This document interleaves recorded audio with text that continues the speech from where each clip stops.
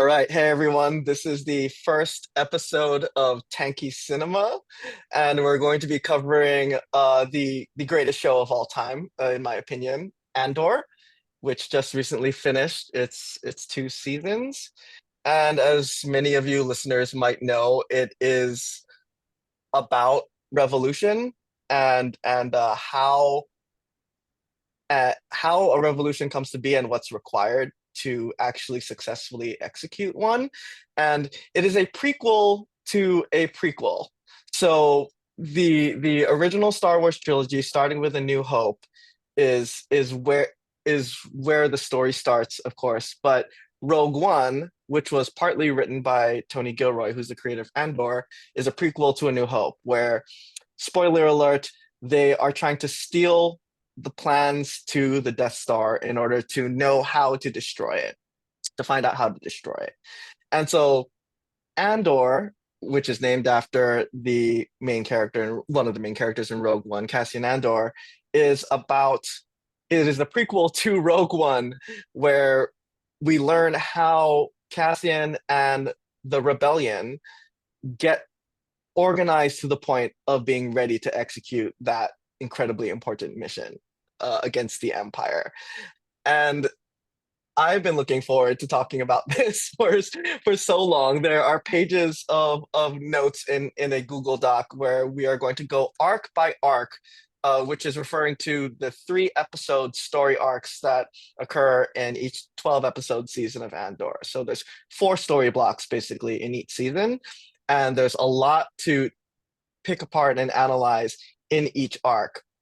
And a lot of kind of like historical touchstones that we can refer back to. Obviously, Tony Gilroy, if he is the communist, he has not said so. I don't think he is. I think he is just kind of like an armchair historian, but like the good kind, who's actually read about revolutions.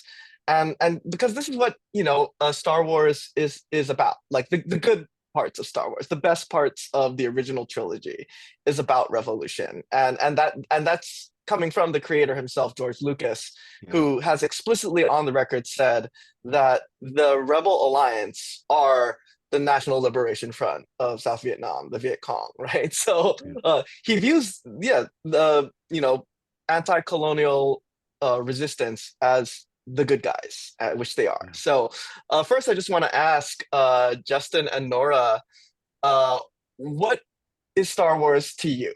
Generally, like talking Oh, about Mikey. everything. Yeah, go It ahead. is a huge part of my life. Like it is an absolutely huge part of my life. I believe I was born the year of A New Hope. I think A New Hope's 1977.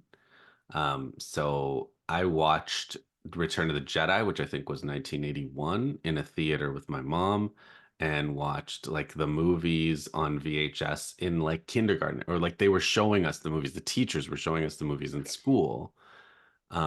And I made every object into a lightsaber. I wanted to be a Jedi.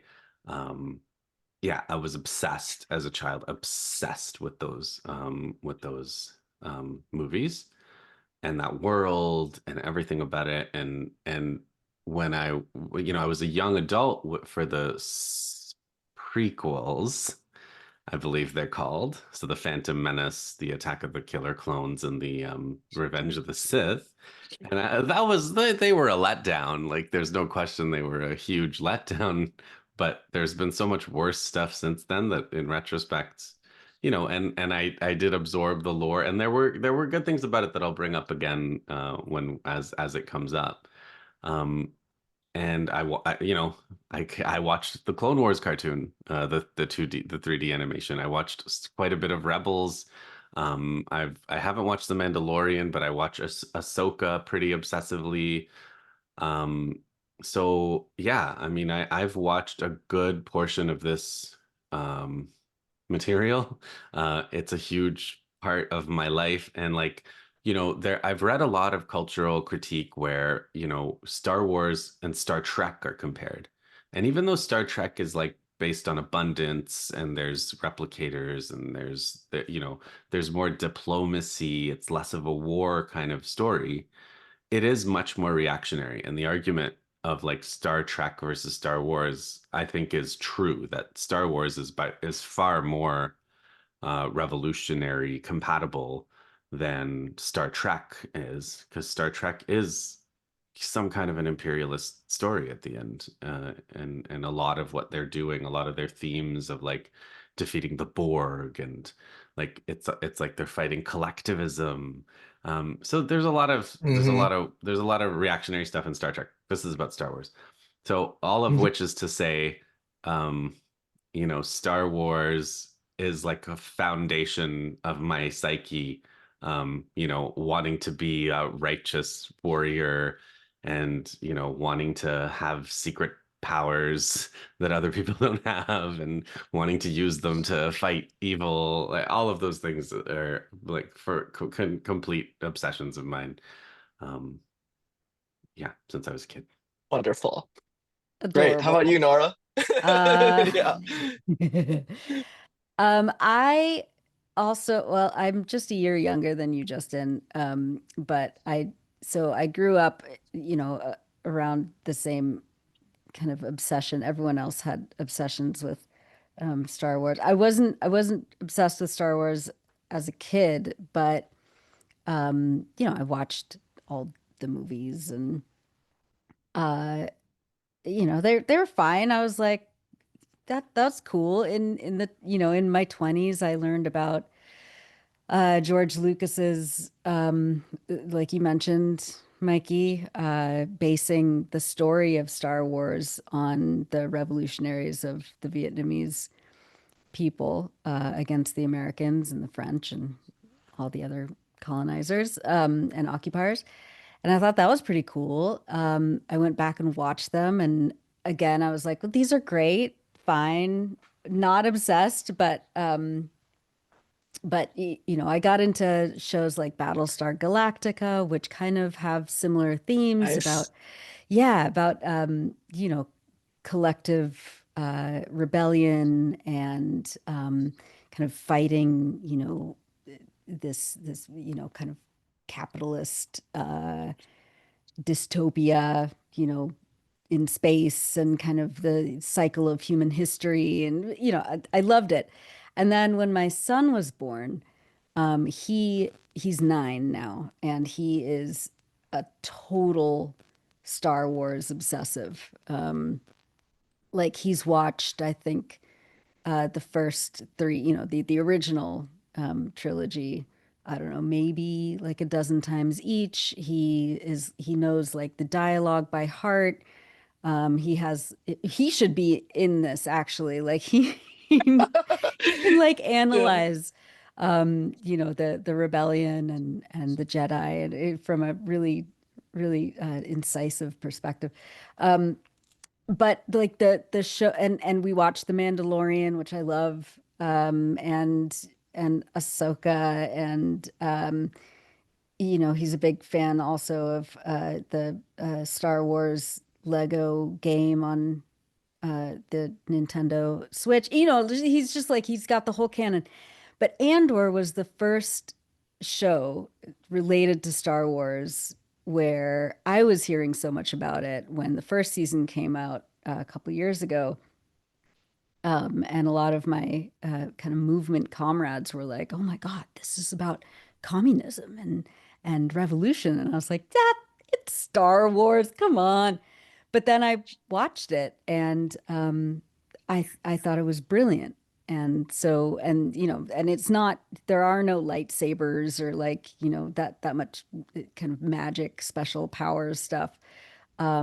So my son wasn't into it, but but I was really impressed. And with the second season, I continue to be just like kind of blown away. Yeah, if the writer isn't a communist, he really is hiding it well. Um, and Yeah. yeah, so it's great. It's turned me into, not a Star Wars fanatic for the whole canon, but definitely an Andor uh, uh, you know, uh, I just I fan. I love it.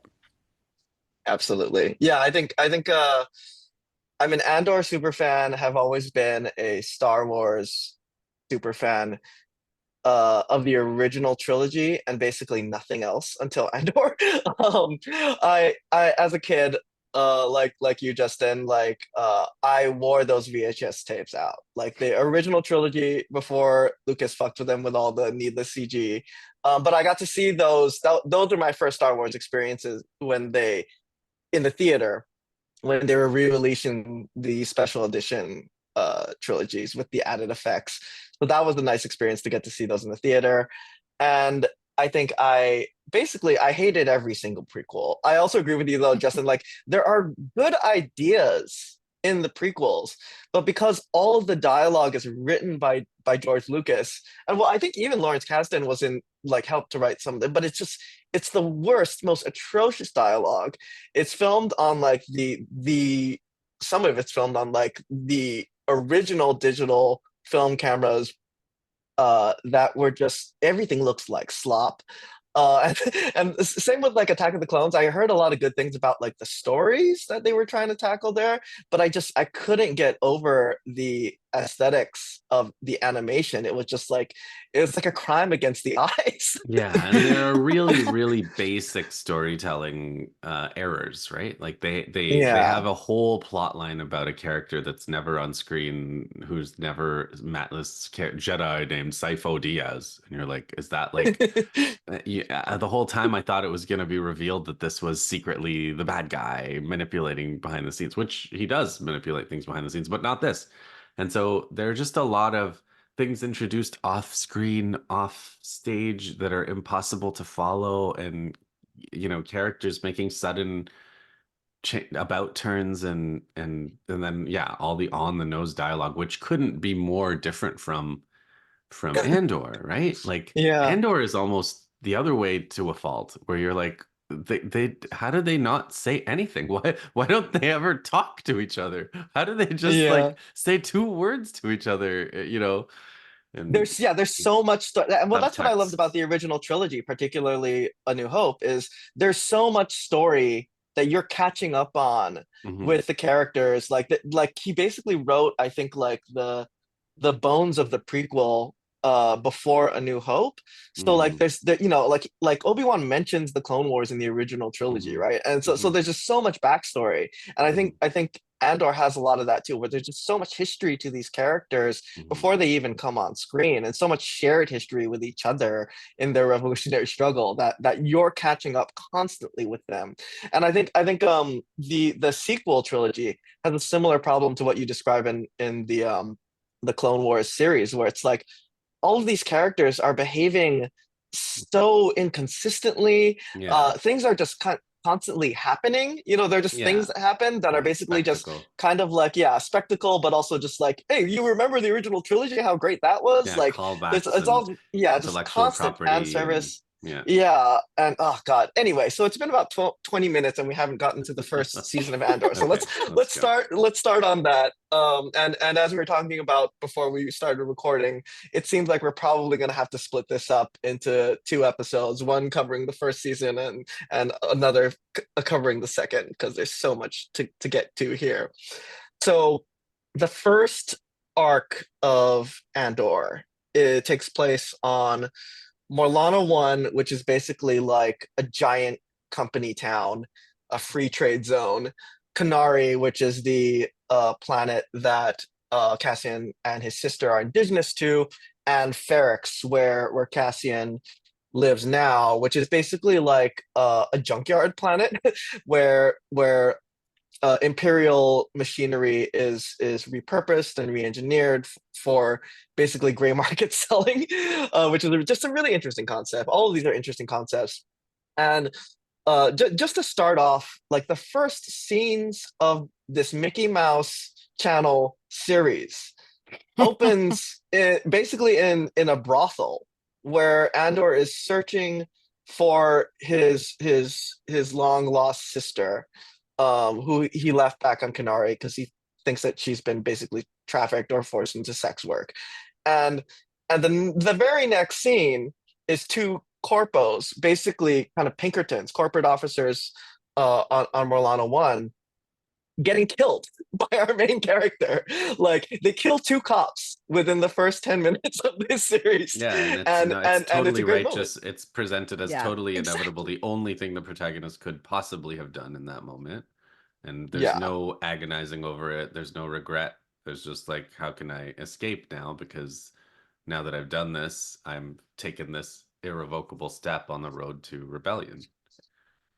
exactly. Yeah. Yeah. And it's someone who's not ready for revolution yet. Clearly he's in this first season, he's just constantly trying to find ways to refuse the call. He's just like, I'm just out here for myself. But people like Marva, his basically surrogate mother, see something in him where it's there's this beautiful line of dialogue she has with him in their last basic parting words is like, you know everything you need to know, you feel everything you need to feel, and as soon as those two things come together, you're going to become the person you need to be. And it's just, oh, man, it's just so Well, beautiful. it's myth, right? It's mythic, which is also like Yes. what Star Wars did too in the originals, which is like that's that structure where the hero's not ready and the hero Right. refuses the call and then there's a prophecy and so on. So they follow that Yeah. structure, which it's a good structure. It's not a bad structure.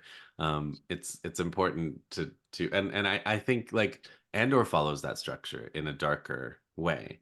And like there's Hmm. something I've wanted to say and I'm thinking of writing about, which is like there's been this doctrine in the 80s, 90s and since of like that good writing is subverting that mythic structure. So like the bad Hmm. guys are good, and when you try to do something good, something bad actually happens. And sometimes, Thanos has a point and killing half the people's good, and the Joker has a Yeah. point and everything's pointless and you should just shoot people and kill them.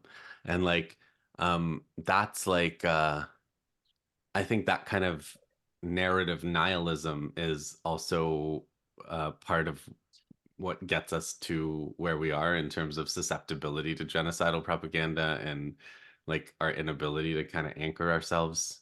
Um, so I think all of that is a type of propaganda too. And I think that like one thing about Andor and Star Wars is that it is so conventional in that sense, where it's like Hmm. heroes on a difficult mission have to overcome challenges, make changes in their character, transform in the process, succeed, at great cost. And that's like the structure of almost every story um, of this type, right?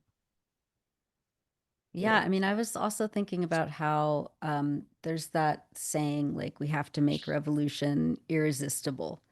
And it's like there's a way in which Andor's story and kind of, he's like at once kind of being pushed into it, by like his surrogate mom or by the circumstances, by, vengeance for his sister, but also he it's his destiny, and the destiny is embedded in that kind of myth making that Star Wars is all about.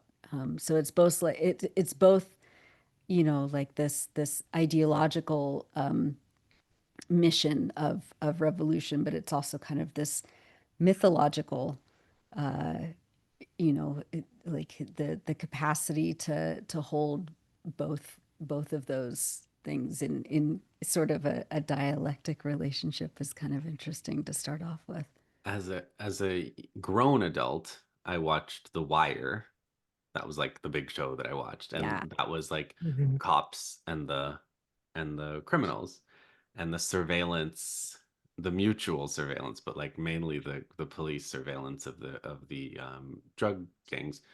But like this has that too, right? Because we're also getting deep from the beginning into the bureaucracy, into the imperial bureaucracy, and Yeah. how they see the world and like if you ever work in a corporate environment, they nail this too. And it makes sense because he Yeah. nails the CI. Like Tony Gilroy wrote the Bourne movies. He wrote Michael Clayton. So like the Yes. kind of evil of a bureaucracy, it's always there Yeah. in his Yeah. writing. And we're not going to use the term banality of evil, but Screw her. yeah, Screw no, No. like what's her name? I think What's her what name? we I want to forgot refer her to name. this I've purged her Hannah name. Arendt. Hannah Yeah, Arendt. Hannah. Yeah, that's Yeah, right. yeah, but it's the bureaucracy and the mundanity of Yeah. Yeah. behind fascism Yeah, and literally like human beings in a boardroom or in a conference room with a chalkboard or whatever, like mapping out yes, genocide and yeah, colonial extractivism and And yeah, just trying to yes, advance their yeah, career. So like yeah. Cyril's just trying to yeah, rise. His mom wants him to rise through the ranks. And like yeah, he's a certain type, and then Yeah. Dedra is a certain type. She's yeah, really good. She's really Yeah. smart. yeah, But like and I she's a think little, you can Yeah. see they wrote the seeds of her, yeah, everything she was gonna do is already yeah, there. Like Yeah. she's too smart for that, and she's too obsessive. She's yeah, perfect for them, but yeah, she's gonna yeah, and I outlive. think Yeah. a lot of people struggle, I think, with the first like maybe two episodes, maybe not the third episode of Andor, just because it's building such an enormous universe, right? Not just of characters, but I think of structures. And I think what we're all touching on here is just kind of like what makes Andor so great and what separates it, I think, even from the original trilogy, which gets really good into the ideology of fascism and decolonial struggle. But I think what isn't really covered is like the architecture of empire and the architecture of revolution. And I think this is what and particularly in the first arc is doing is like it's showing you like all of the literal kind of parts of what comprise empire and also a revolution in its kind of nascent stages Yeah. and all the little tinkering that needs to happen behind the scenes and in those big boardrooms and in the safe houses, right? And like when you're like, I remember in my 20s, like meeting older activists, um, and like I'm sure this is true in any, no matter what it is that you're doing, but like when Luthen shows up and sort of saves Andor, and Mm, he sort of knows everything that's going to happen, and he knows what yeah, needs to be done, and he's just doing it, and it seems like yeah, magic, right? But it's like yeah, it's not magic. It's just he's been doing it a while, and he's stayed yeah, alive, and there's the selection process, and it does seem like magic um to Andor and to us, because we're just like, mhm, what is this? This is so yeah. far advanced, and it's like it has to be because what they're fighting is so Yeah, formidable. and Luthen Rail is basically he's Access. He's kind of one of the architects of this revolutionary struggle. He's kind of like Lenin, basically, um, I'd say. uh, in a certain way. He's definitely recruiting revolutionaries from the Yeah. get, and that I think is such an interesting storyline.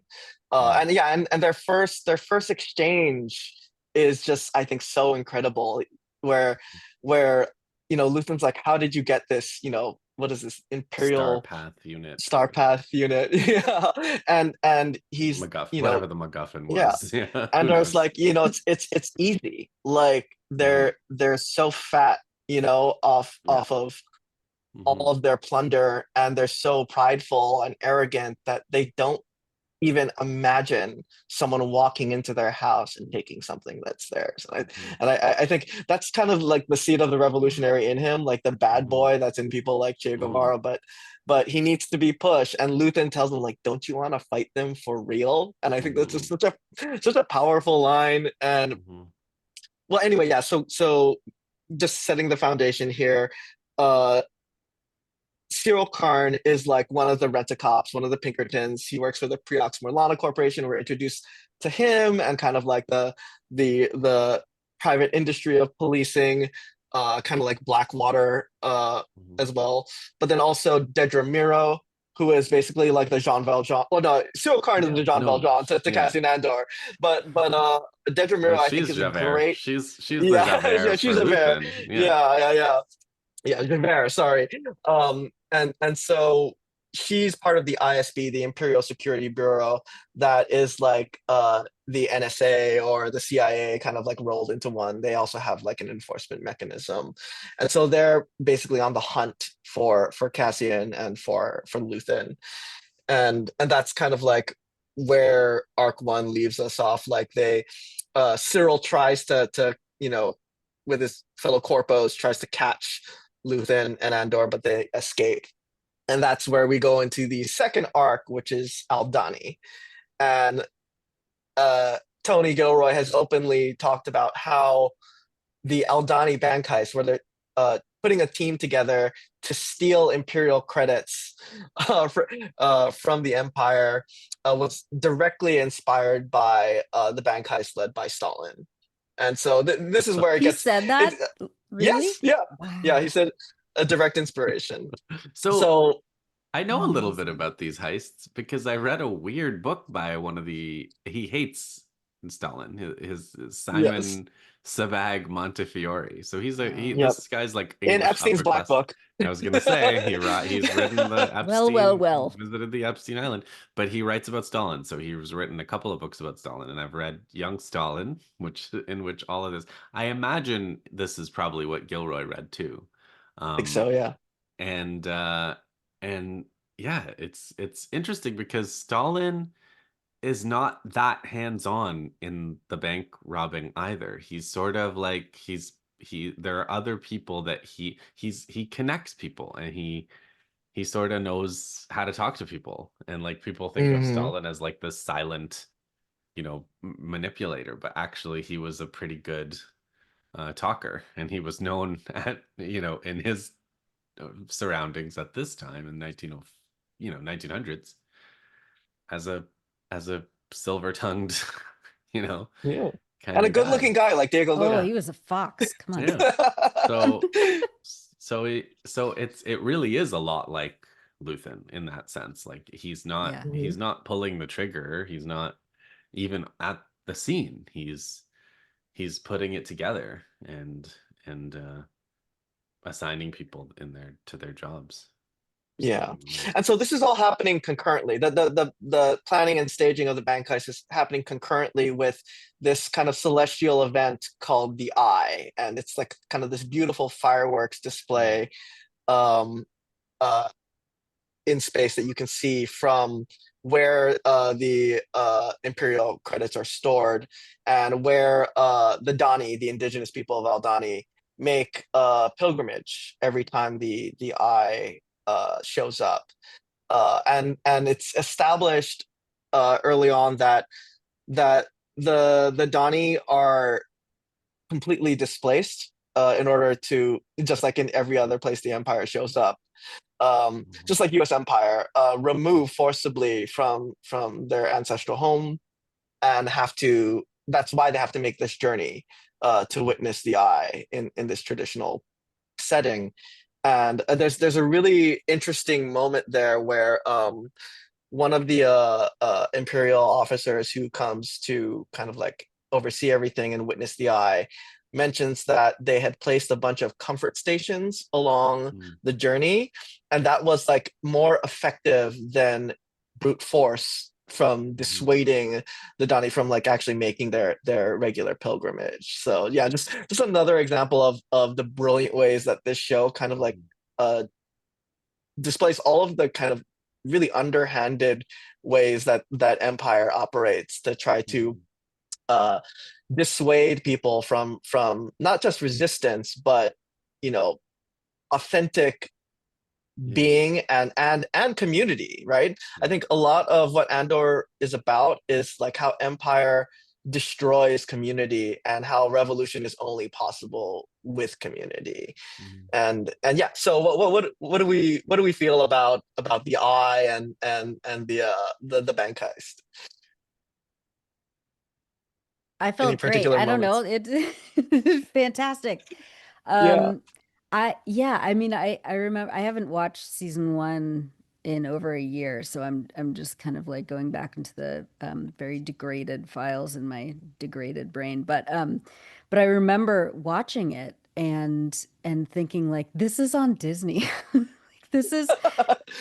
this is such an epic, and this is preceded by like the real like communist manifesto that is read later on in the season Hmm.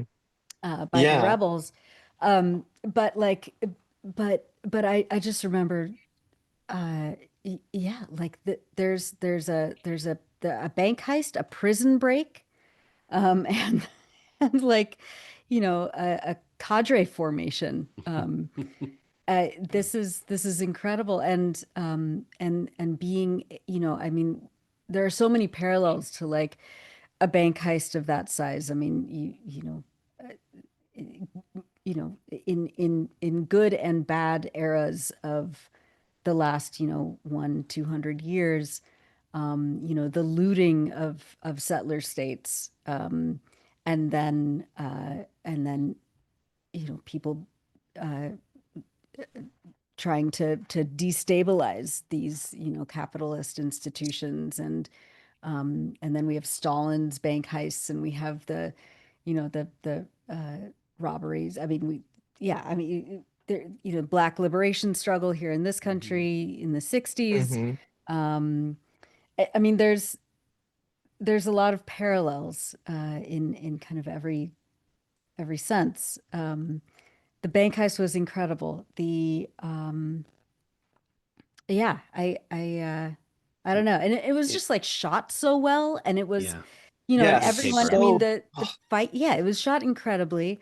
The edge of your seat. Like, are they Right? gonna pull it off? There's yeah. all these Exactly. And little everyone, like, mistakes, Yeah. and it was all orchestrated. All the rebel fighters knew exactly what they were supposed to do in a certain, timing and sequence. And it was flawless, and Mhm. they practiced. And Yes, they oh rehearsed. They had yeah, they had little yeah, scale models and everything. yeah, Yeah, yeah, it but and was they had kind of amazing. conflict and Right, internal struggle too that they had to right. work through. yeah, Yeah. it was funny because like there was that scene at the end. So when they're recovering, remember, and they're somewhere, they're hiding out, they're getting ready to leave, I think, or split Yeah, up. on a different planet, I think when Nemec gets crushed by one of the credit rolls.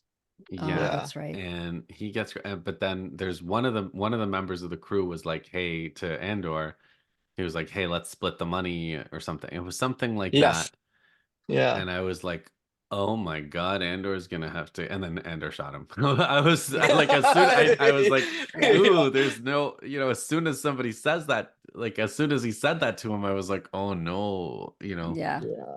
And then that's Yeah. exactly so. But this Gosh. that Yeah. that point, like the fact that that went there so fast, I was like, is this gonna be like an agonizing thing? Like it wasn't. It's not. And that's like true of the whole Star Wars universe. Like you're in your notes here. You were talking about it's a critique of pacifism, but it's like the best possible critique of pacifism because pacifist nobody debates it. You don't even Yeah. discuss it. It's not like, hey, why don't we try melting the heart of Emperor Palpatine with love and kindness, right? Yes. It's like Yeah. it's always conspiratorial. It's Yes. always secret. It's always it's violent Yeah. and it's armed It. struggle, and that's Yeah. it. Yeah. Like nobody Yeah. has any doubt that that's what has to be done ever. Yeah. Yeah. Yeah. Yeah. It is. Yeah. It is. Andor is constantly answering the question, what is to be done? And it doesn't Mm. simper about it. It doesn't like concern troll about it. It doesn't be like, oh, at what cost? It acknowledges is the cost straight up, constantly, right? Like this is the Yeah. cost. This is the cost. And sometimes they do get to these kind of frontiers, especially with the In season people two, who we kind might of as well orbit mention that now. Luthen. Yeah, yeah, Yeah. Sequence two, and Mon Mothma does a lot of what at what cost, and there's that line where yeah, she says like, "I'm not sure what you mean," and and Luthen yeah, goes, "How nice for you. How Yeah. how nice nice for for you." you. Right? Yeah. Oh, what a wonderful, yeah, Right. line of dialogue. Well, Exposing anyway, liberalism. Yeah. yes. Oh Yeah. gosh, yeah. There's so many great like explicit critiques of liberalism throughout Yeah. this, which is so funny because like a lot of liberal fans of Andor, they really see themselves in the Trump era, Yeah, the Trump. in Of Andor, course and They they think they do. don't fucking get it. Yeah, they Like, think No. Palpatine is Trump, and that's really interesting yeah, because again, the sequels, no, the prequels, the one yeah, movies that came out in the 2000s, like you do if you watch them carefully and like take notes and figure out what's happening. It's truly vile. Like it's truly vile hmm what Palpatine is doing, even in these kids' movies.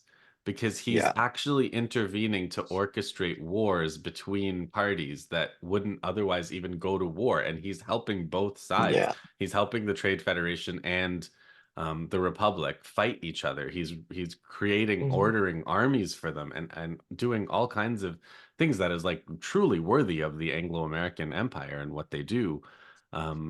So it's not the rise of a dictator. It's not the rise of a dictator. It really is the rise of an empire, and it is the it is the spending of massive numbers of lives, millions of lives to do that.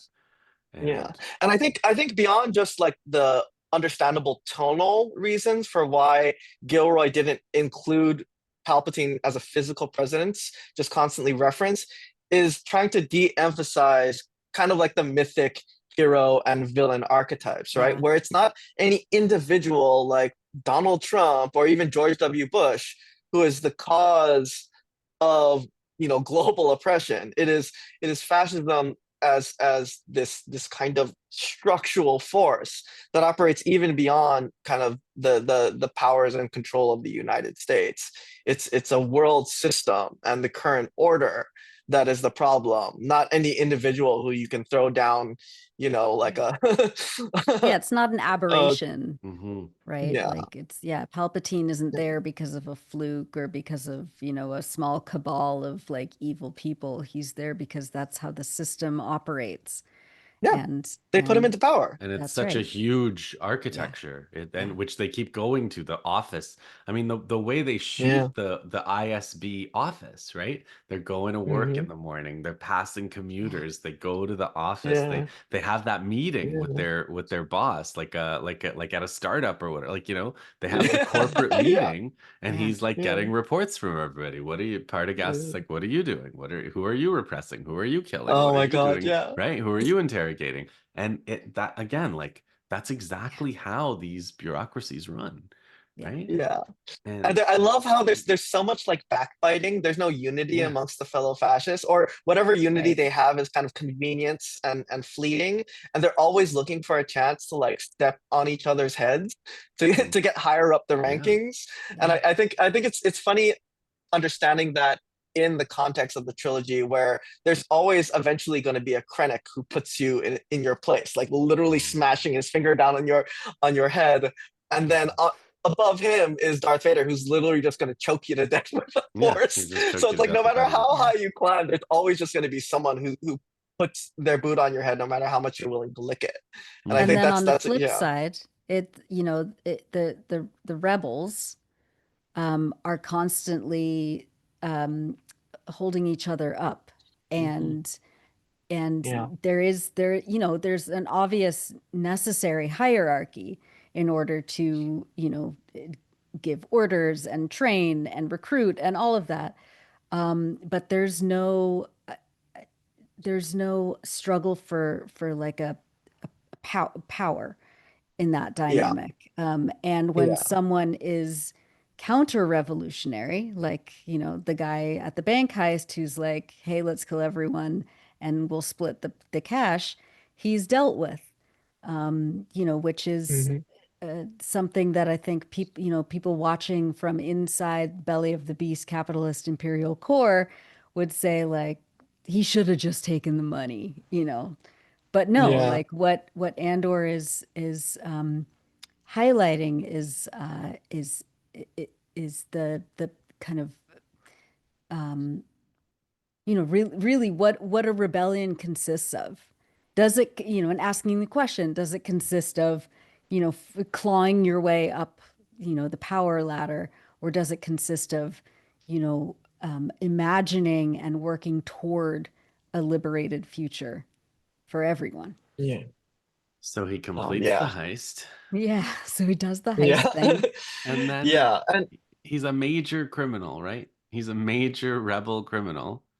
But in Arc 3, he ends up going to jail forever for nothing related to that. Just because when you go outside... it actually is indirectly related to the Aldhani heist, because the Empire has been waiting for something like this as a pretense to start clamping down even further. And also, as we will later learn, they need more free labor. And how do you do that? Well, with a prison industrial complex, right?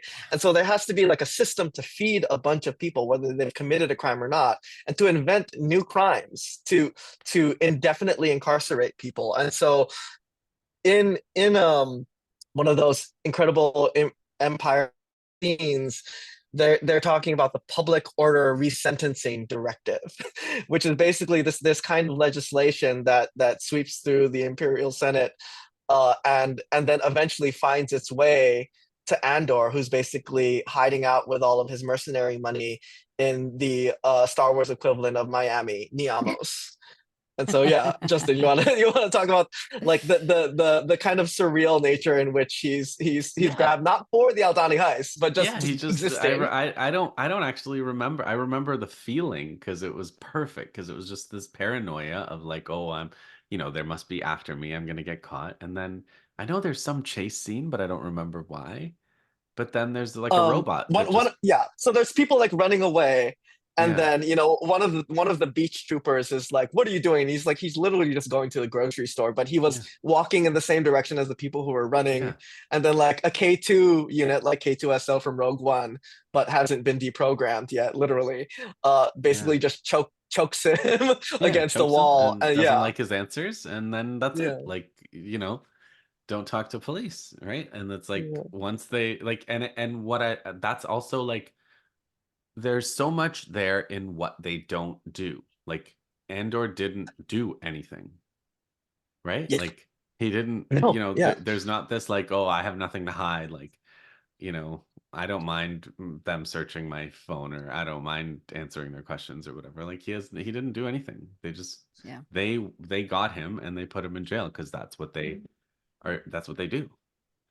And yeah, it was, yeah, and that the prison sequence was spectacular. It was spectacular. And yes, like I know that we don't have, for me, the whole thing was like there was somebody that Andor was working on the whole time. I think his name's Kino, but he was like asking yes. him Okay, how many guards, how many guards. That was like Right. the episode before the last one. He's like, how many yes, guards, how many guards, how many guards? And the guy's like, I'm not telling you, I don't want any trouble. And there was like a he's screaming. I think it was the end of one of the episodes where he's like, no one's listening, right? yeah. That's Like Andor. Andor saying that. yeah, Yeah. he's just screaming like no one's listening. Like this, a lot of this is in our heads. Like we're Mhm. actually imprisoning ourselves. Like we're Yes. policing ourselves, because we're letting them live in our heads and Yeah. intimidate us. And that so Yeah, that and yeah, I think that the like we live in this mass surveillance state, right? But I think there's so much noise that a lot of the entire purpose of what that national security apparatus is supposed to serve can't really function the way it wants to, right? And so what he means by nobody's listening, like you said, is like, yeah, we have this cop and this quiet state listener in our heads that is self-policing, right? And that's where Kino Loy's character, who runs the floor, he's like the manager of the floor in their kind of like prison unit, uh is like in his head, where he's his sentence is about to end, sometime soon, he thinks, right? And so he doesn't want any trouble.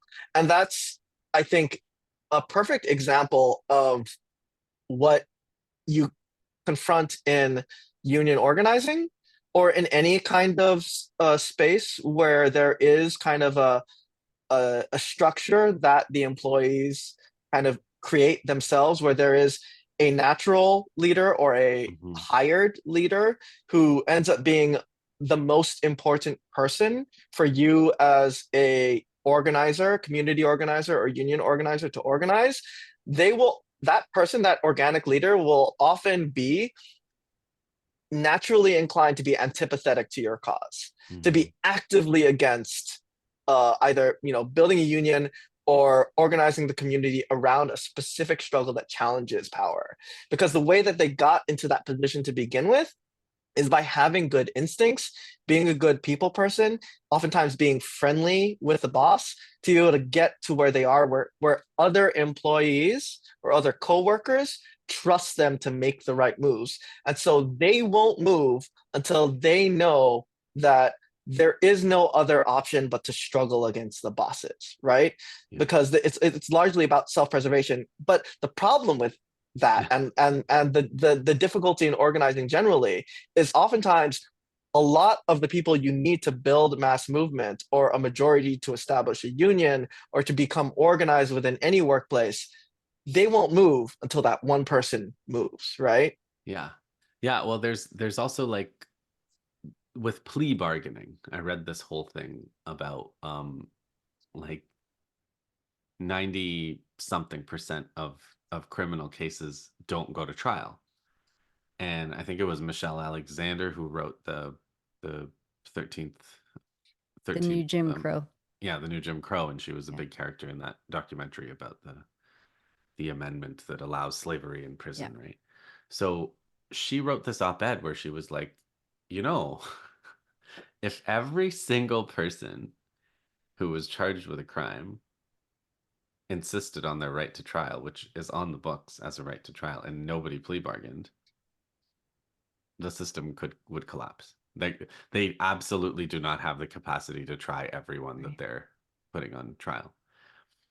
Yeah. But then she's like, but of course, that would take people who are they threaten you with life, right? Like you're going to go to jail for life for this stupid offense, or you can plea bargain. And then so individuals, no individual can afford to lose their entire life rather than plea bargain, which means that even though any given day of the calendar, the whole the whole justice system could be collapsed by a collective decision to all go to trial on one day. It'll never happen because the costs to these individuals are so high. And I gather that they were never going to let these people out, right? They always extended Yes. for some reason. That's what I remember. So yeah, okay. Administrative detention. Yeah. Yes. Yeah. So to rewind a little bit, we are talking about the Arc 3, which is Narkina 5, largely takes place on Narkina 5, the prison planet, right? And Narkina 5 is one of many prisons on this prison planet that runs and uses and abuses the water of the planet that indigenous people on the planet rely on for sustenance, of course. And honestly, like in my opinion, I think this is the best 3 episodes of television I have ever seen. And I've seen The Sopranos and The Wire and Mad Men like many times over. Some of my favorite shows. I have never seen anything like what we see in the episode that closes this arc out, One Way Out. Nora, what are your thoughts on this episode? Because I know it's been a while since you've seen season 1, but this is incredibly memorable. I mean, I just remember like it was kind of like pulling back the curtain a little bit in I don't know, for me I don't know, maybe this is like part of my ADD or something, but I get hyper focused even in sci-fi movies or franchises like Star Wars, like, well, who's making all of these like you know all of these droids, or who's making these like TIE fighters, how does the Death Star even get made? Like there's got to be like some workforce that is actually like producing and of course, because it's fictional, they would never show it, but it's got to be like some sort of like slave labor or whatever. Like these fancy imperialists aren't like hammering shit together themselves. And so it was interesting to see finally someone kind of answer that very practical, nerdy question, which is like, oh, it is all slave labor. It is all prison labor. They need this like massive, contained, pacified force, controlled force in order to literally create the Death Star. And to see that kind of in action, I think was just phenomenal. And then to have a fucking prison break at the end where these workers unite and and they work together and they plan it and it goes off well, as well as could be. And yeah, I was also like, did that just actually, that also just happened on Yeah. this channel? Yeah, Oh man. incredible, incredible. Yeah. I mean, like I was watching this part of the series with a friend who's, sympathetic to communism, but definitely not a communist. And I was constantly looking back at him and like, is this actually, I cannot believe this is Yeah. happening on a TV show. And yeah, I mean, I was tearing up. I think it's just such an incredibly powerful, beautiful scene, just perfectly written. Every moment is earned. Oh yeah, and going back to what you were mentioning, Justin, like, what is discovered like is what makes, like Nora mentioned, like revolution irresistible, right? Is like, oh, I mean, I don't know if there's a single moment where revolution happens where there are no other options, where there's nothing left to do but make revolution and carry out revolution, right? And so Andy Serkis's incredible character, Kino Loy, he's not going to act until he knows that there's no other option. And so there's this, older sickly character named Olaf, whose sentence is even closer to being up, who's part of the work team that Andor's put on. And what kind of like sets things into motion is like Olaf has like a massive stroke on the work floor that eventually, it kills him. And that's one thing I think that partly breaks Kino. But like another thing that they discover, because they're able to communicate via sign language across like the tubes of the cell blocks that they're in, and they find out that from the doctor and from the sign language conversers that someone was accidentally let out after serving their sentence and then put into another cell block. And the moment that cell block finds out about it, they immediately fry every single person on that floor, because there's something about the floor that like if your bare skin is exposed to it, they can kill you, right? Or at the very least like put you through a tremendous amount of pain. And they're like levels that they can punish you, and that's how they incentivize the unsustainable workload that they have in this prison/concentration camp. And so yeah, they kill an entire floor. And then that's where everyone learns that the sentences that are displayed in their cells are completely not just arbitrary, just completely irrelevant. It's a lie. Yeah. They will be worked to death in these cells. And so that's when they organize the prison break. And we're gonna read some monologues throughout these arcs, particularly in this arc. But I think Kino's is probably one of the best written monologues I've ever seen in the show. Here's part of it. Wherever you are right now, get up, stop the work, get out of your cells, take charge and start climbing. They don't have enough guards and they know it. If we wait until they figure that out, it'll be too late. We will never have a better chance than this, and I would rather die trying to take them down than giving them what they want. There is one way out right now. The building is ours. You need to run, climb, kill. You need to help each other. You see someone who's confused, someone who is lost, you get them moving and you keep them moving until we put this place behind us. There are 5,000 of us. If we can fight half as hard as we've been working, we'll be home in no time. One way out, one way out, one way out. And it's a really great cinematic thing because it's they're showing other stuff as he's talking, right? It's one of my favorite. Yeah. It's one of my favorite methods. I've Yeah. always loved. I love that thing where what they're showing is true to what he's saying. I also like. I don't know if you've ever seen Yeah. where they show the opposite, like another where it's like, oh, it'll be easy to do this, and they show Yes, that it's yeah. super hard to do it. I think Mission Impossible is really good at doing those kind Yeah. of montages. Yeah, Yeah. I love it's a montage, exactly. Good. Yeah. But I think what's actually so powerful about this from like the perspective of an organizer is there's a moment where you think it's going to be Andor who makes this speech over the comms. They've taken over the communications room. And Kino like looks over to Andor and Andor says to him, "It has to be you." And I think any lesser show, basically any other show, would give that speech to the main protagonist, right? Because he's the hero. And Kino up to this point has been, completely against everything that Andor was pushing for. But Andor knows that the people know Kino better. They will listen to him more. They will be inspired and spurred to action more by this, lifer who's been there a lot longer and who people trust as a natural leader of that prison facility, right? And so I think that's like real organizer shit, like that's something that I think separates an organizer from an activist. Oftentimes an activist who maybe does some organizing but primarily focuses on mobilizing, right? Which is distinct, which is just getting people together to protest constantly over and over again. Yeah. Those people love to take the mic and be the one to take charge and get the accolades, often, but not always, at the expense of lifting up people who are on the ground who will actually make shit move more. But you lose some of the credit and some of the accolades behind that.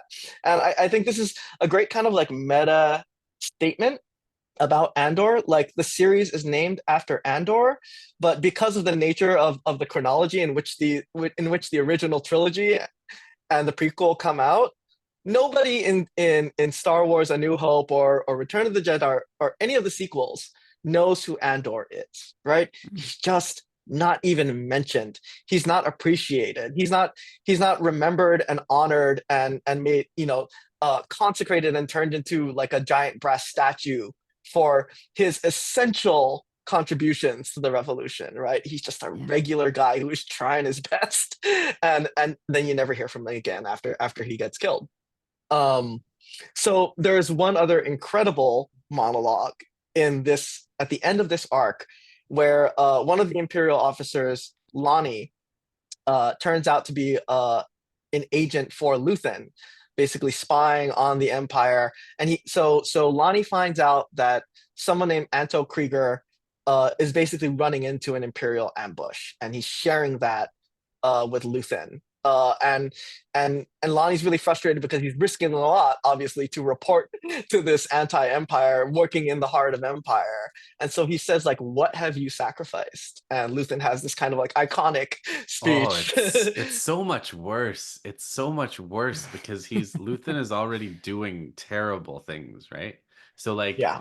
it's like I don't know whether he got this from there, but it's like counterintelligence and intelligence.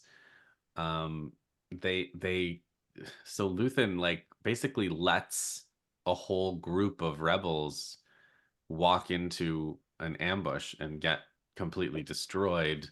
Lots of lives lost, lots of equipment lost, because he doesn't want them to know that he knows. So if he doesn't, if he warns them, then they're gonna know that he knows somehow, and that's gonna give something away. So it's actually to let he's already making that call, and I think it's this intelligence that he's not going to use, right? I actually Yes, he's not. Yeah, he's not going to act on the intelligence because the intelligence is more valuable to ignore. Because he argues to Saw Gerrera that like it's better if the Empire thinks that we don't know about this, because it will make them even more arrogant and more careless, basically, right? But if they act on the intelligence, then that will really show that all of like Dedra Miro's suspicions about this access will be validated, right? That there's an organized counterinsurgency basically right under their noses at the highest levels of the ISB. So they have to keep it hidden, even from a comrade, who will end up walking into a death trap. So But yeah, guy, can you read his speech? The ISB guy, Lonnie, he's like, "Look, I've given you this. I'm out." And Luthen's like, "No, you're not out." And that's also like a really bad thing. Like he's like, "No, you're going to go back into danger. You're going to go back into lying. You're going to go back into all of these things. I'm not letting you go." And the guy's like, "I've sacrificed a lot." And he's like, "Well, you're going to keep doing it." And Lonnie's like, "Well, what about you? Like, what do you sacrifice?" And he just and when he said that, like I was watching it fresh. I didn't know that this was going to be a big moment. And Lonnie asked that, and I was like, oh my god, this is that's not. And he so then this is, for me, this is like the most, infamous speech, which by the way is rendered, we can talk about this, but it's rendered a little bit untrue by the relationship with Clea, it turns out. Yeah. So Yeah. I don't think Tony knew about the relationship with Clea when he wrote this. Oh, that's an interesting insight. Right? Because it's like the stuff he says he sacrificed is not true. So he just starts walking towards him and he goes, what do you sacrifice? And then he goes, calm, kindness, kinship, love. I've given up all chance at inner peace. I've made my mind a sunless space. I share my dreams with ghosts. I wake up every day to an equation I wrote 15 years ago from which there's only one conclusion. I'm damned for what I do. My anger, my ego, my unwillingness to yield, my eagerness to fight, they've set me on a path from which there's no escape. I yearned to be a savior against injustice without contemplating the cost, and by the time I looked down, there was no longer any ground beneath my feet. What is my sacrifice? I'm condemned to use the tools of my enemy to defeat them. I burn my decency for someone else's future. I burn my life to make a sunrise that I know I'll never see. And the ego that started this fight will never have a mirror or an audience or the light of gratitude. So what do I sacrifice? Everything. And then That was amazing. Yeah, that was incredible. Skarsgård there. And then he just like goes, "You'll stay with me, Lonnie. I need all the heroes I can get."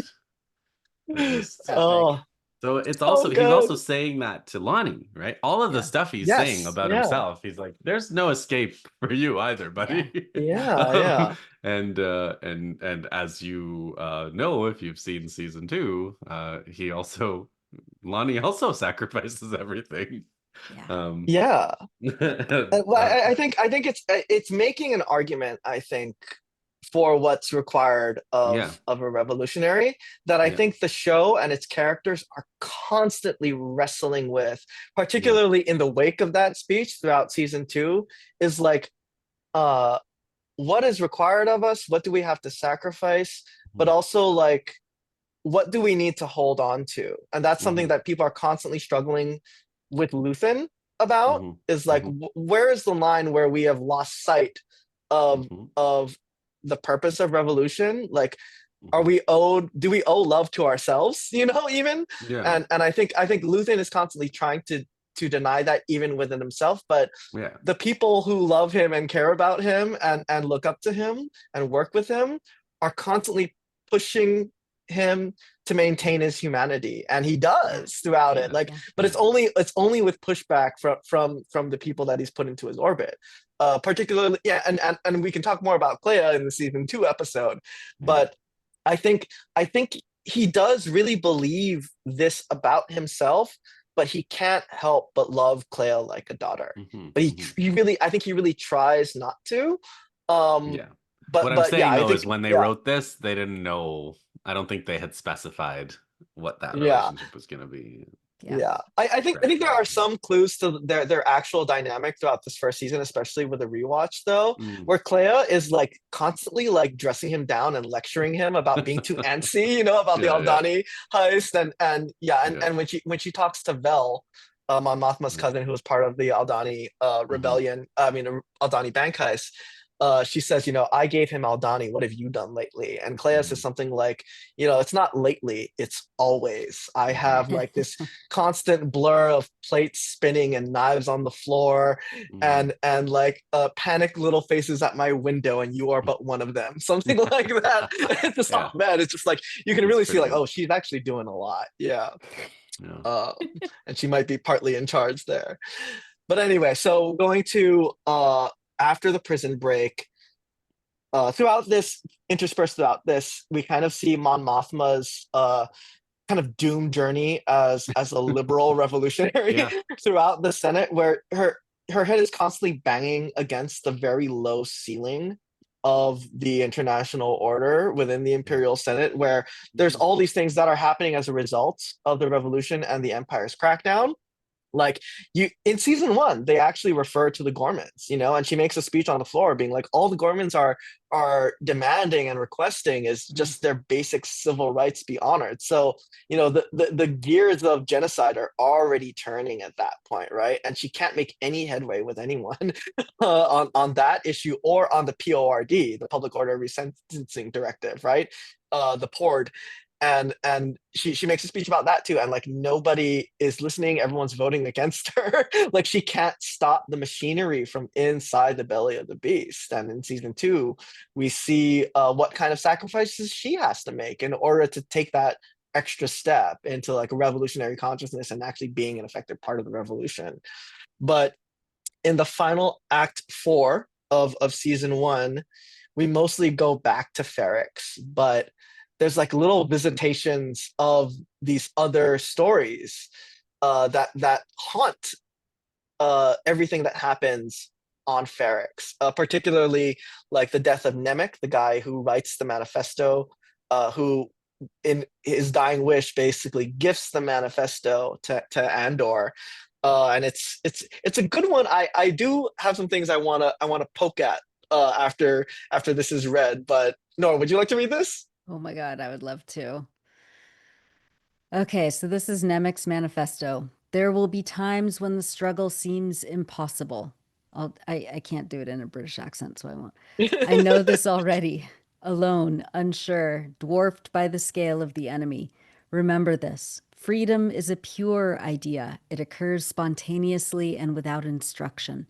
Random acts of insurrection are occurring constantly throughout the galaxy. There are whole armies, battalions that have no idea that they've already enlisted in the cause. Remember that the frontier of the rebellion is everywhere, and even the smallest act of insurrection pushes our lines forward.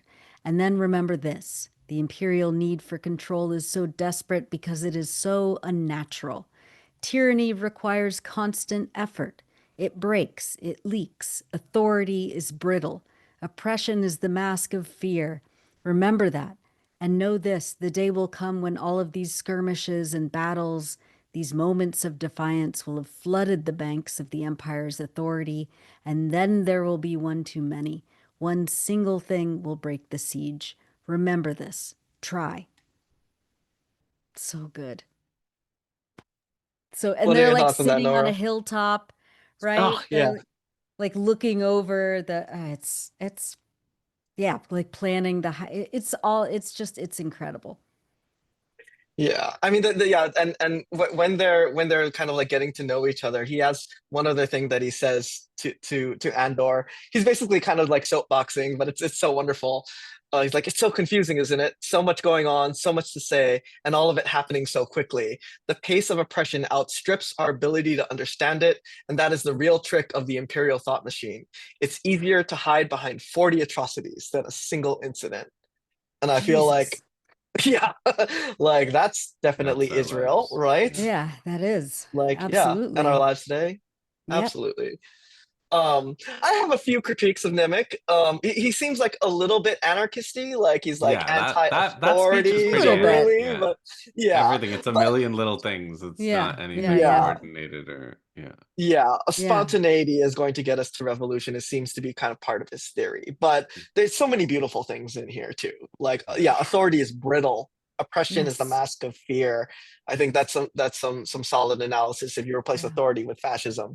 Um, Yeah. and yeah, just like I do think that like what Gilroy and the other writers are pointing to here is just kind of like before the one successful revolution, there's always like pockets of resistance and rebellion, legit, Yeah. like the actual appropriate use of the word rebellion to describe the uprisings that happen, but don't succeed because they're not organized enough, Right. they're not structured enough, they're not enough people, but they know that something is wrong. They just don't have the clearest idea or the the principled enough approach to make it successful, Yeah. or the mass movement required to have enough force to overthrow their oppressor. And I think this is, I think, a real testament to Gilroy having read revolutionary history and what's required. Like he's definitely read about the Russian Revolution and probably all of the stops and starts and the rebellions. Cuban Revolution. Yeah, Yeah, for sure. totally. Yeah. The Chinese Revolution, right? Yeah. Boxer Rebellion, the Taiping Rebellion. We see there's some kind of ideology undergirding those rebellions, but nothing that's enough to create a kind of organizing principle that can really motivate people to destroy the Death Star. Yeah. I mean, and this is what this is. This is a riot, right? This is the story Yes. of a riot. This arc. Yeah, on Ferrix. Yeah. On So Ferrix. Marva, Andor's surrogate mother, who finds him on Canary. But just to rewind a little bit, Canary is basically a planet populated exclusively by orphans because there was an Imperial mining disaster that basically kills all of the adult indigenous parents of the planet. And so they find Andor and take him back before he's killed by other people who might find him. And so Marva raises him as her own, along with this guy Clem, and Clem is lynched basically by stormtroopers, which is another kind of motivating factor for Andor's story. And then Marva kind of dies because she's sick, but also because of the conditions she's forced to live in. But she, the people of Ferrix throw this traditional ceremony, and this is, I think, another testament to just how beautiful and brilliant the world building here is in this show. Is that there's a distinct culture for every single people on every single planet, and the people of Ferrix have this town square basically that is it has like a giant tower with, instead of a bell, it's just a giant fucking anvil that a big beefy guy just hammers to call people to action or wake people up for work. But like along that thoroughfare is this place called Rick's Road, where they basically carry the dead to the center of the city, and then they basically cremate you into a brick that they find a wall to put you in to make you a part of the city, which I just think is just so incredible. So they have the Marva brick, and they're doing their funeral march, which is permitted by the Empire because the ISB in the form of Dedra is trying to smoke out Andor so they can find and kill him. Meanwhile, Luthen and his team are also trying to find and kill him because he's an intelligence risk to Luthen. Because as far as Luthen knows, even against his better instincts, like he's just a mercenary who did a job not based on principles but for money. And so if he's caught, he could definitely destroy this intelligence network, as far as he knows anyway. But at this point, Andor has survived this incredibly traumatic prison situation. And also his on and off again lover Bix has been nearly tortured to death by this guy named Dr. Gorst during this enhanced interrogation torture technique, where they basically use the recorded and synthesized sounds of a genocided group of children to drive you insane, to get you to confess, which is another just incredible, just shocking, ugly thing. Yeah. And so, Marva is brought to the town square by B2 BMO, to the town square to project this giant hologram of Marva. And I think her last words here are also just incredibly powerful, if anyone wants to read that. I could read it because I'm a girl. There is a wound that won't heal at the center of the galaxy. There is a darkness reaching like rust into everything around us. We let it grow, and now it's here. It's here, and it's not visiting anymore. It wants to stay. The Empire is a disease that thrives in darkness. It is never more alive than when we sleep. It's easy for the dead to tell you to fight, and maybe it's true. Maybe fighting is useless. Perhaps it's too late. But I'll tell you this, if I could do it again, I'd wake up early and be fighting those bastards from the start. Fight the Empire. Which I don't think... And then Wasn't she really saying F the Empire? Yes. So she was supposed to say "fuck the Empire," Yeah. and it was actually, I think, one of the best creative decision like rewrites in like Star Wars history, because I think "fuck the Empire" would have been a much weaker thing. Yeah, you're And right. I think that that's what like shows like The Handmaid's Tale kind of like Mhm. do, where it's like, oh, they said fuck, so Yeah. so subversive, you know. And Yeah. I think liberals would have absolutely loved it.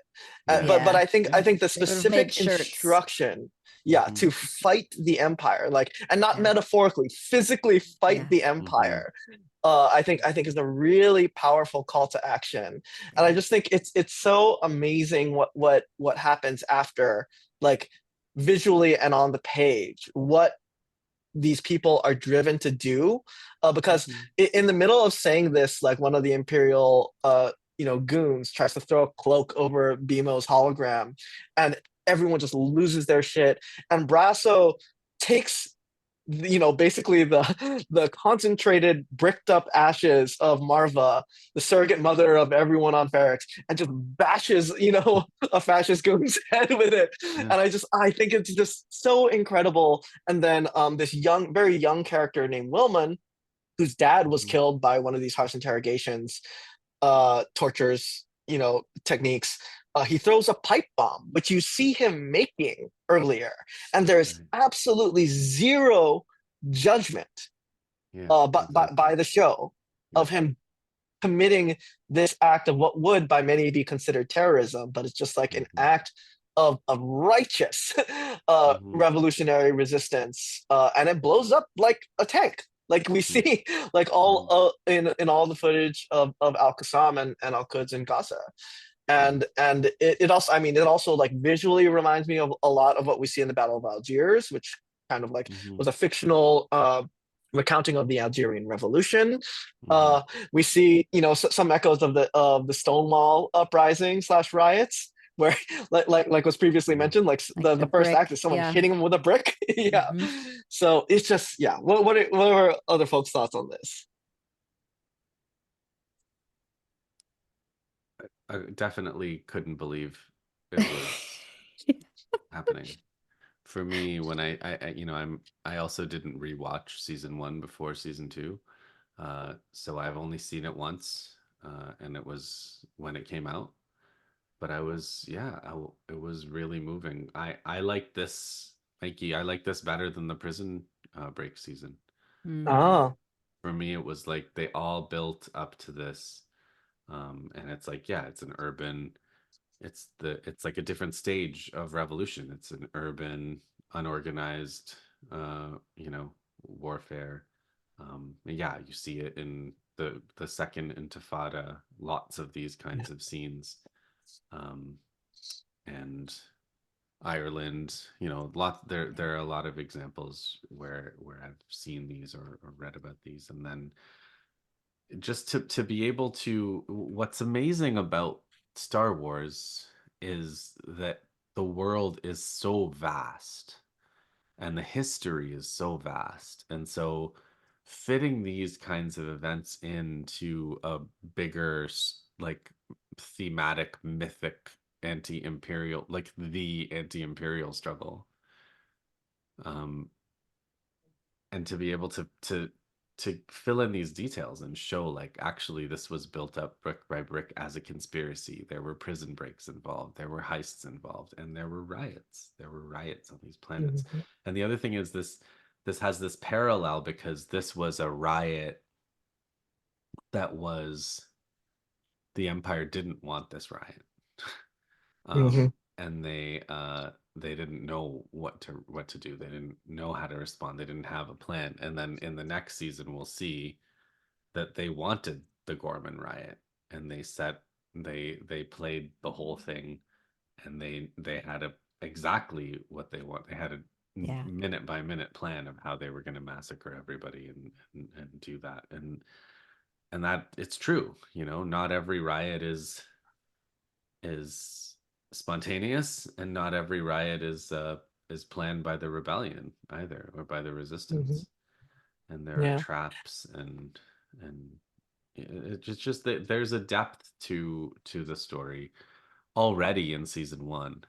And the other major thing that that I felt at the end of this was I was really worried that they were going to screw it all up in season two, because I thought, Hunger Games, right? Like, oh, the Hmm. bad guys turn into the good guys, or, this is the constant thing they do. Yeah. There's an essay about it on Red Sales called The Swerve, if you guys haven't read it. Mm, But it's about basically how, like, culture, they always, Daenerys in Game of Thrones, they'll set up a whole thing to be a heroic story that you would, leftists would identify with. And then there's the swerve at the end that Yeah. shows you that, like, trying to make the world a better place makes the world a worse place. Haha, we gotcha. yeah, Right. Yeah. yeah, And that's where I yeah, thought they were headed. I thought that Luthen was gonna become a dark side Mm-hmm. or yeah, Mm-hmm. something. So, Or that yeah, Andor would give up, or yeah, something. Yeah. yeah, well, we yeah. knew that Andor, that they had security for That's Andor, true. because we know that he's gonna Yeah, Knew die what happens, right? righteously. Yeah, yeah, But Luthen, yeah, we didn't know, because Luthen yeah. isn't in anything else. So we Right. know Luthen's gonna die in yeah, season Yeah. two. We knew yeah, it was pretty certain Luthen was gonna die in season two, but how? And, like, Yeah. you yeah. know, I and was so definitely worried, but less yeah, so for than for other shows. That yeah, the seeds of that Luthen monologue were going to eventually lead to those tired tropes that you see hmm in a lot of shows that deal with like oppressive powers.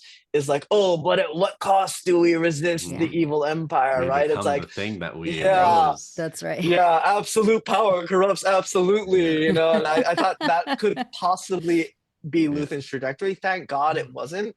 yeah, Luthen's story gets even better and more enriched in yeah, season two.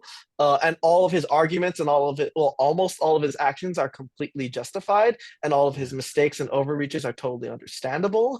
yeah. So, yeah, So what I perfect was show. gonna say, the last thing I guess I'll say before we wrap Mhm. for tonight, is season one was made better by season two, Mm. because Oh, yeah. now I can, when I watch it again, I can relax and enjoy it, because I'm not worried the writers are gonna mess it up. Because they That's a didn't. great point. They really didn't. Yeah.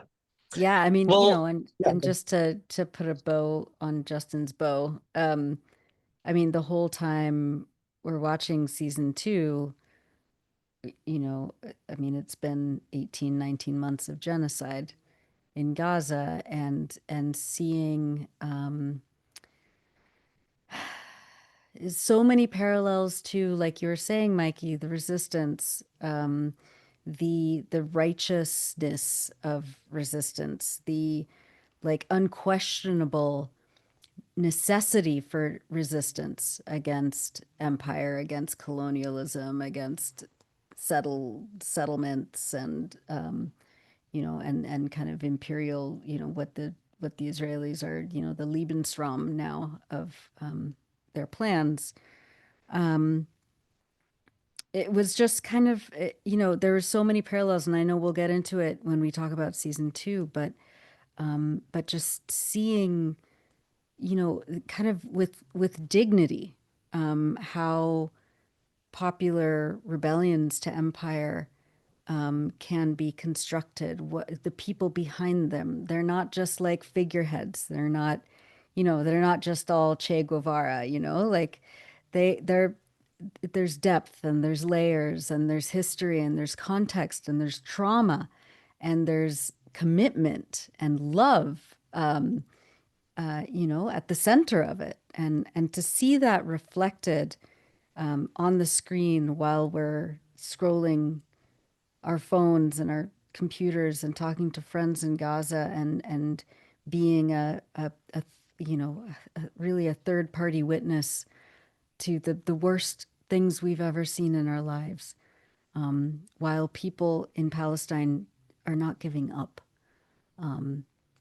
It was kind of, there was a more of an impact, to seeing a TV show on a paid subscription app that I happen to have, I think I had prepared for. So yeah, it was. I'm excited to talk about season 2 with you guys. If you'll have me. Totally. Yeah. Absolutely. Yeah, and just I'm glad that you're closing with Palestine because I think it does kind of beg the question, like, what is even the point of talking about a Disney TV show? No matter what its, politics, no matter its quality, in the context of this 2-year genocide, right? What value can it possibly have uh, beyond just pure entertainment? And I think it's not a question that I think should be skirted. I think it's an important question to kind of investigate and answer. And I think we can kind of find that answer in kind of like going back to that perfect one way out monologue, where not only does kind of like Andor organize Kino to the point where he is ready to get on that mic and speak, not just for himself, but on behalf of all of his fellow inmates. But like you hear Andor's words constantly in Kino's speech. Like when he says, I would rather die trying to take them down than giving them what they want, that is what Andor tells him, right? That's what Andor tells Kino. And there's so many other little things that Kino says that is just things that Andor has told him, right?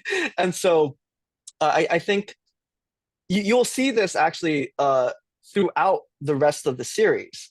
Like Cinta, who is this hard and no nonsense revolutionary, tells her lover Vel, like the rebellion comes first. We take whatever's left, right? And then when Vel is confiding in Mon Mothma, Vel says that exact same thing to her. Like people internalize the messages that they're told. Oftentimes when they're not ready, they're not quite ready to hear them. But once they have internalized them and they're living those politics, they'll repeat it with either without realizing it or just firmly believing it, right? And I think shows like Andor, obviously not going to lead to revolution, but I think it's definitely a door that regular normie people, the most normie people who are just like, I like Star Wars, I like lightsabers, even though Andor does, like you said, doesn't have any lightsabers, or Jedi for that matter, right? It's a door that people can walk through into a political consciousness that is very, very accessible.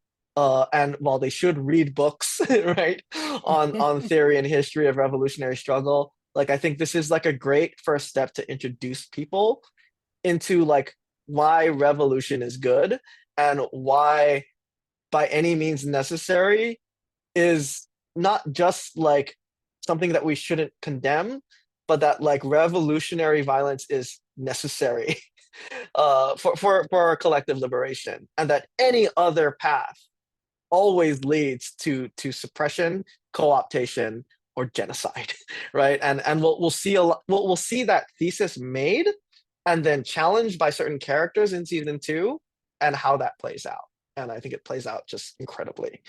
So I'm so excited to talk about it with all of y'all. Hopefully soon. Great. It's great. Yeah, thanks for letting me nerd out a little bit. It's always lovely to see you guys. Yeah. Yeah, talk about revolutionary struggle in all forms and formats. Yeah.